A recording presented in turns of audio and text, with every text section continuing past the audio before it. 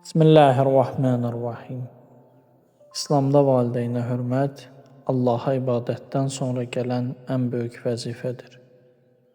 Allah Teala Qurani Kərimdə buyurur: Rəbbin yalnız ona ibadət etməyi və valideynə yaxşılıq etməyi əmr etdi.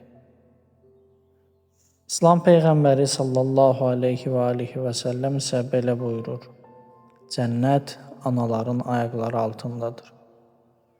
Valideynə yaxşılıq sadəcə onları sevmək deyil, hər sözümüzdə, hər davranışımızda hörmət göstərməkdir.